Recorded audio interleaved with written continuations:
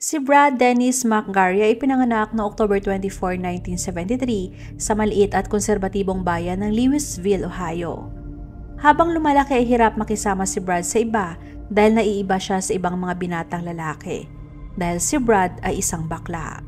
Hindi yon itinago ni Brad at hindi niya yon ikinahihiya.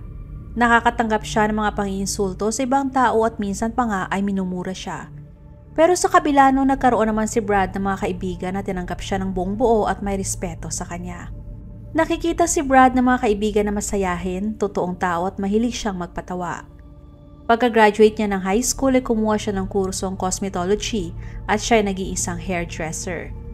Ngunit hindi siya kumikita ng malaki kaya nakapagdesisyon na lamang siya na maging coal miner. Isang delikadong trabaho para sa lalaking umamin na bakla. At ang kanyang mga kaibigan ay katunayan nag-aalala din sa kanya. Pero naging magaling si Brad sa kanyang trabaho bilang minero at nakahanap siya ng kaibigan at iyon ay si David Kenny. Si David ay may asawa na at naging malapit na magkaibigan sila kaagad ni Brad. Tinanggap ni David si Brad ng buong buo sa kanyang buhay. Katunayan ay pinakilala pa niya si Brad sa kanyang asawa at mga anak. Tinatawag na din siyang uncle ng anak ni David. Naging parte na si Brad ng mga bakasyon at selebrasyon ng pamilya. Ngunit biglang nagbago ang lahat. Gabi ng May 7, 2017 at linggo, si David at ang kanyang asawa na si Cherry at ang kanilang 13-year-old na anak na si Elizabeth ay pumunta sa bahay ni Brad para ihatid ang weed trimmer. Pero pagdating nila sa kanyang bahay ay may napansin sila na parang may mali. Mukhang walang tao sa bahay at hindi rin sinasagot ni Brad ang kanyang cellphone. Napansin din nila na ang pintuan sa likod ng kanyang bahay ay bahagyang nakabukas, kaya dahan-dahan silang pumasok para tignan kung nandoon ba si Brad. Pero gulat na gulat sila sa nakita, dahil nakita nila ang wala ng buhay na si Brad na nakahiga sa sahig ng basement ng kanyang bahay at naliligo sa sarili nitong dugo. Agad na tumawag si Cherry sa 911. Pagkarating ng mga pulis ay nadatnan nila si David at si Cherry na nag-aantay sa labas ng bahay. Mukha pa silang naguguluhan sa nangyari kay Brad habang nakikipag-usap sa mga pulis. Isa lamang yon sa mga normal na weekend para kay Brad. Pumunta siya sa family wedding sa kalapit na bayan noong Sabado at natulog sa bahay ng kanyang ina. Kinabukasan ay kumain siya ng lunch kasamang iba pang mga kamag-anak at umuwi na sa kanyang bahay bandang 3:00 ng hapon. At natagpuan siya ng pamilya ni David makalipas ang 3 oras matapos niyang makauwi. Nakita ng mga pulis ang katawan ni Brad na nakadapa at may 2 tama ng baril sa likod ng kanyang ulo. Noong una, hinala ng mga pulis na nilooban ang bahay ni Brad dahil na rin sa mga nagkalat na mga gamit. Pero bakit walang senyales na puwersang binuksan ang kanyang pinto o bintana at wala ring nawawalang gamit? Nandoon lang ang kanyang bagong cellphone, malaking TV at kahit na ang kanyang pera ay nasa sahig lamang. Mukhang pinalabas lang na pinasok ang kanyang bahay para mailihis ang investigasyon. Tinagnan din ng mga pulis ang gunshot wound kung self-inflicted ba o hindi. Pero sinabi ng coroner na diretso ang tama ng bala. Kung siya mismo ang bumaril sa kanyang sarili, imposibleng maging diretso ang tama ng bala sa kanyang ulo. Kaya naman malinaw na pinatay si Brad. Kaya naman ang misyon ng mga pulis ay hanapin ang pumatay. Kinausap ng mga detectives ang pamilya ni Brad baka sakaling ma-ideya sila kung sinong gumawa. Noong kinausap si David at Cherry, kaagad nilang sinabi na kakabreak lang ni Brad sa karelasyon nito ni si Scotty dahil napaka-toxic umano ng lalaki. Ngunit hindi nila alam ang apelyido ni Scotty. Ang isa pang kaibigan ni Brad na si Wendy ay hindi rin gusto si Scotty. Hinanap ng mga investigador si Scotty, pero pagkarating nila sa kanyang bahay ay nalaman nila na siya ay nakakulong sa West Virginia ng 3 buwan na. Kaya imposible na si Scotty ang pumatay kay Brad. Nagtanong-tanong din ang mga investigador kung may nakaaway ba si Brad sa kanyang trabaho. Pero lahat ng mga nakatrabaho niya ay gusto si Brad at wala silang masabi sa lalaki dahil mabait daw ito. Bumalik ang mga investigador sa mga kapitbahay para tignan kung may mga security cameras na maaring may nakunan malapit sa kanyang bahay. Mabuti na lamang at may isang camera na nakaharap malapit sa bahay ni Brad. Habang sinusuri nila ang footage, nagpatuloy din sila sa pag-interview sa mga kaibigan at kapamilya nito.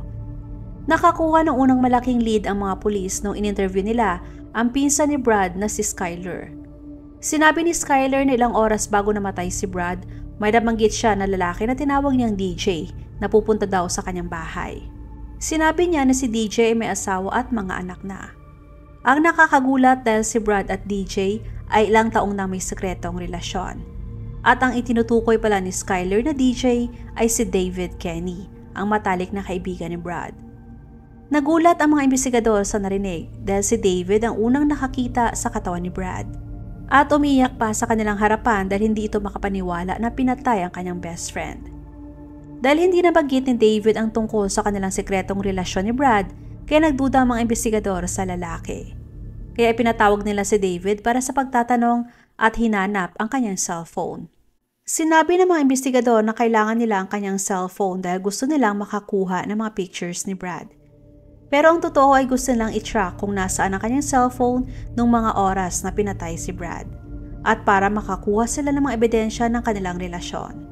Noong sinuri ang kanyang cellphone at kahit na marami na siyang binura, may nakita naman sila mga messages sa pagitan ni David at Brad na kumumpirma na may relasyon nga ang dalawa. Kasunod noon ay tinanong nila kung nasaan siya noong mga oras na pinatay si Brad. Ayon kay David ay nasa Chinese restaurant sila para kumain ng tanghalian kasama ang kanyang asawa. Kasunod noon ay umalis siya ng mag-isa para kumuha ng trailers bago umuwi bandang alas 3. Pero iba ang sinasabi ng kanyang cellphone. Nadiskubre ng mga detectives na nasa bahay ni Brad ang kanyang cellphone noong mga oras mismo na nangyari ang pagpatay. At nakita din sa footage ng kapitbahay na pumunta si David sa bahay ni Brad at umalis makalipas ang 40 minutes. At ilang oras lamang ay bumalik siya sakay ng kanyang sasakyan pabalik sa bahay ni Brad kasama ang kanyang asawa at anak. Dala ang weed trimmer na gusto sanang hiramin ni Brad. Pinakita ng mga detectives ang mga ebidensyang nakuha mula sa kanyang cellphone. Pero mariin niyang itinanggi ang pagpunta sa bahay ni Brad. At mukhang nagulat pa siya na pinaghihinalaan siya ng mga detectives. Nagpatuloy ang mga investigador sa pagpiga kay David at kalaunan ay wala na siyang nagawa kundi umamin na pumunta nga siya sa bahay ni Brad. Pero gumawa pa siya ng kakaibang kwento. Sinabi niya na meron pang isang lalaki sa loob ng bahay ni Brad na nagpaputok kay Brad sa panahon ng kanilang pagtatalo. Dagdag pa niya na hinayaan siya ng lalaki na makaalis pero binantaan umano siya na manahimik. Kasunod noon ay gumawa ulit siya ng kwento. Sinabi niya na gusto ni Brad na iwanan niya ang kanyang asawa pero ayaw umano niya. Kaya naman nagdesisyon na lamang siya na tapusin na ang kanilang relasyon. Pero nagalit daw si Brad at kumuha ng baril. Mabuti na lamang daw at mabilis niyang naagaw ang baril at saka pinaputok kay Brad para madepensahan ang kanyang sarili.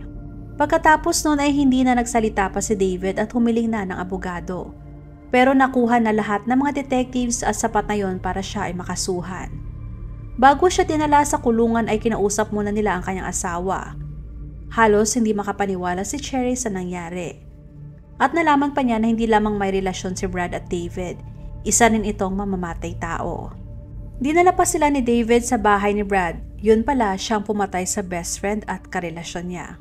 Patuloy sa pagsabi si David na pinatay niya si Brad para maprotektahan ang kanyang sarili. Pero hindi naniniwala ang mga pulis. Dahil nakita nila na 2 beses na hinampas ng matigas na bagay ang ulo ni Brad ng taong nakatayo sa kanyang likod. Naniniwala ang mga investigador na maaaring pagod na si Brad sa pagtago ng kanilang relasyon at maaaring binantaan niya si David na sasabihin niya kay Cherry ang tungkol sa kanila. Kaya si David lamang ang may motibo na patahimikin si Brad. Sa panahon ng paglilitis, ipinaglaban ng defense lawyer na protektahan lamang ni David ang kanyang sarili. Ngunit ayon naman sa prosecution, ang 2 tama ng baril sa likod ng ulo ni Brad ay hindi nagpapakita ng self-defense. Dahil ayon sa kanila, nakaluhod pa si Brad nung pinaputukan siya ni David ng 2 beses. Matapos ang 7 araw na trial, nakita ng mga jury na si David ay guilty. Pero bago siya sinentensyahan, binigyan pa siya ng pagkakataon na makapagsalita. Humingi siya ng tawad sa pamilya ni Brad at sinabi na hindi niya ginusto ang nangyari at sobra siya nagsisisi sa ginawa. Kasunod noon ay binasa ng hatol at siya ay sinentensyahan ng habang buhay na pagkakakulong ng walang parol. Please support po my second channel na Usaping Krimen.